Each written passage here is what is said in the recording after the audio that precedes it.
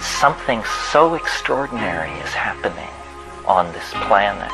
I mean, you know, for hundreds of millions of years, biology flowed across the surface and species advanced and retreated and sensory organs were refined and redefined and so forth and so on. But about 35, 50,000 years ago, language broke loose.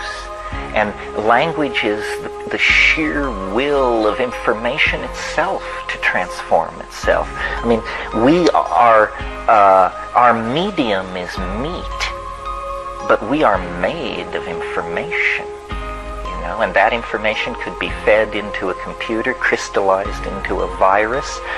What we are is a long message that is being typed out in proteins by thousands of ribosomes, coordinated over time.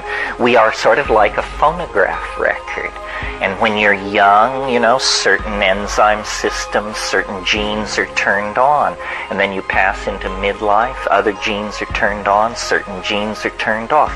It's like a melody, theme and variation being brought back, the theme being enriched and worked, and then finally the whole thing builds to a crescendo, and then one by one the genes are turned off and the audience tugs on its overcoats and cabs are hailed and people go home for the evening. But that's what you are. You're a story, a piece of code being run in the great computer of the world.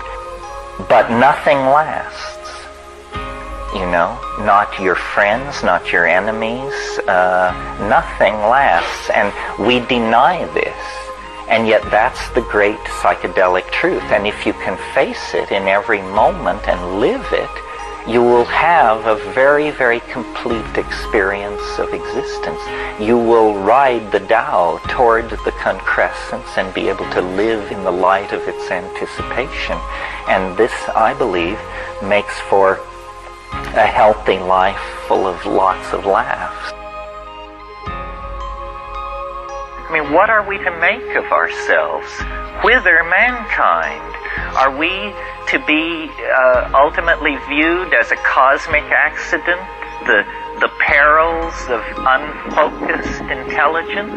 Or can we reflect the inner dream, the inner image of wholeness that inspires us and makes us more than animals and raises us up as a simulacrum of the goddess?